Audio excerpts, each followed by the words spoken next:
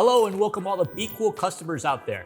Today I want to talk to you something that's very dear to my heart, and this is going to apply to all of the different sellers. You might have products that you can't sell, products that are stuck in inventory, products that are dead stock, and you don't want to get buried away with long-term storage fees or aged inventory surcharge, which is charged on top of the monthly storage fees. This can happen with slow-moving or dead stock, which typically hasn't sold in the last 90 days, as well as trendy or seasonal items that you still have listed, such as swimwear after the summer months, groceries, or tropical products such as creams that are approaching expiry date, or all of the above. So let's find out what we should do about those situations. Let's get to business. You should have a repricing strategy in these situations, which you might have to liquidate, and you might have to accept a lower profit or even break even to sell through the products. The cash flow generated from these sales can be invested in more profitable and successful SKUs. So recently, there's some news for you. First of all, on April 15th, for Amazon, if you have items that are longer than 12 months that are incurring long-term storage fees, they would actually discharge the products for you unless you opt out of that. And if you have items that are longer than 6 months that you haven't sold any ASINs, you haven't sold any of the products, then they will also discharge those products unless you opt out of that. And then more recently, in May 15th this year, they are also charging aged inventory surcharge for items that have been stored over 271 days in some markets, including the United States. So that's going to affect your business. Let's go into the software and look at the 2 best practices in order to help you liquidate your products. Once inside the software, I'm going to click on Repricing Rules. And in Repricing Rules, I'm going to press Add a New Rule. And in the Add New Rule, I have 3 different tabs. I select Conditional Repricing. In Conditional Repricing, there's 3 defaults and there's 2 advanced conditions. I'm going to use the default, which is the inventory age condition. And here I'm going to select inventory age condition. I'm going to press liquidation strategy. So this liquidation strategy is based on my inventory age, how long I have the product in stock, and I press next. In the next page, you can pick all the different inventory age conditions, and these are some defaults. So you might want to modify these.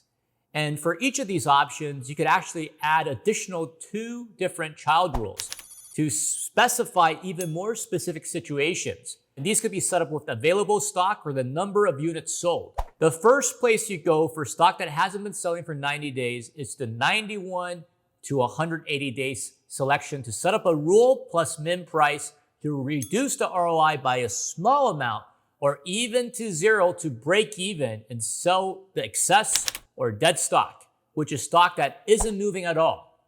So right here, I'm in the 61 to 90 days, 91 to 180 days. I pick rule plus min price. And here, the default is set to AI Sales Booster. If you're more aggressive, then I would actually move this to the AI Sales Maximizer. But you could also use the default as a start if you want.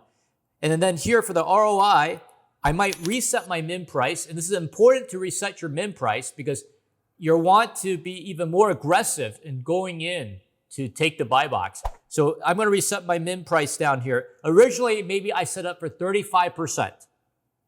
That's very usual for many products. Some people even need at least a minimum of 50% ROI before they sell the product.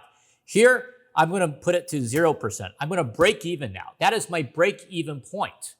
And then what I've noticed a lot of successful sellers do is as it passes over 180 days, as it approaches that long-term storage fees, they're even willing to go lower than their min price, their original min price. So now for the ROI, instead of break even, they might even do a negative percentage of maybe 10%.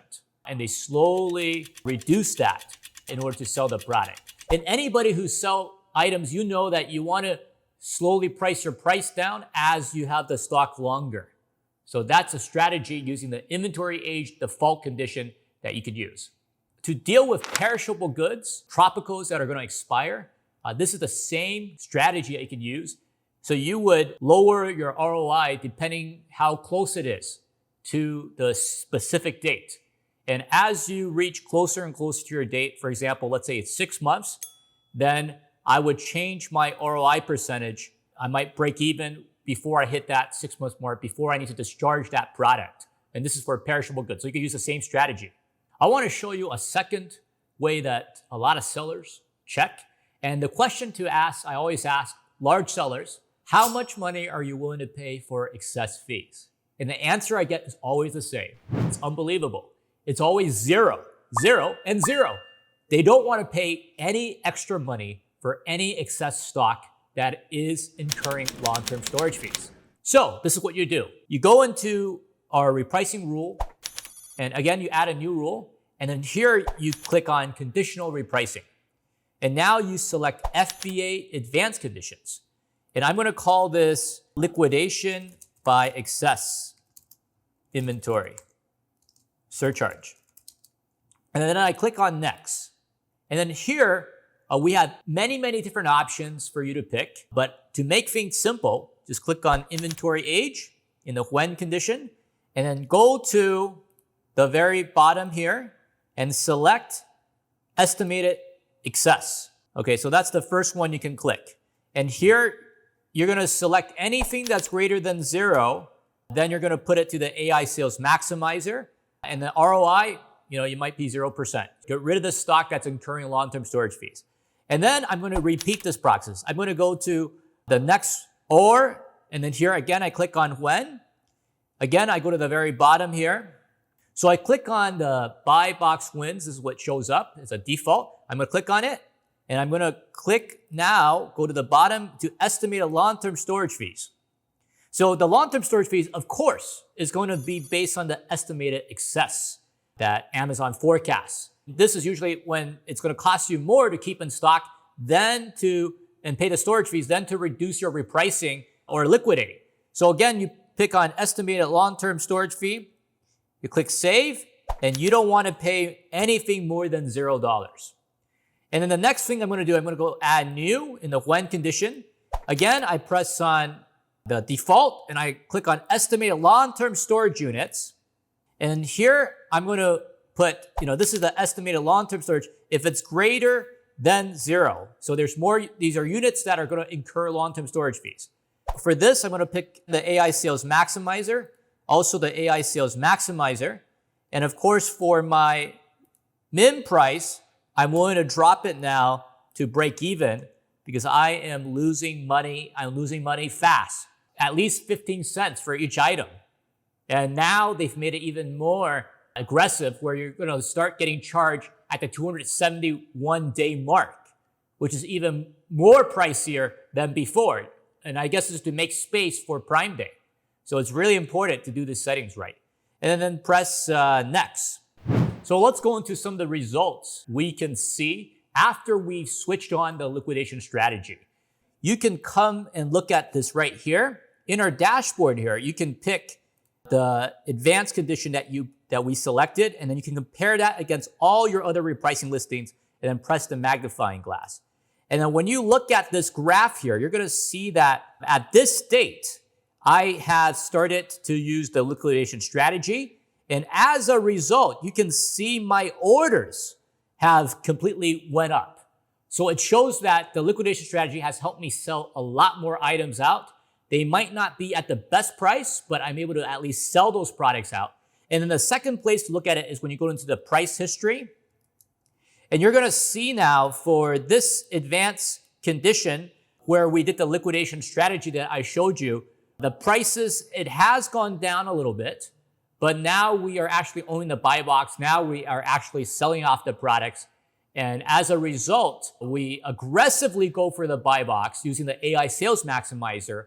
Even with the AI sales maximizer, because we're using AI, it learns the listing. There's machine learning as well. So it still raises the price when it can, but it's going to try to get you the buy box, going to try to get you that sales. And as a result, we see that it has really aggressively gone for the buy box and got us more sales. And as a result, when we look at the reports, over a period of time, over the last few days, when we look at this, you can really see that we got a lot more orders here. Yeah, from this day, when we start using it, Just in the last 4 days, we got an extra 80 orders. And that's the result that you can expect when you're aggressively liquidating the products.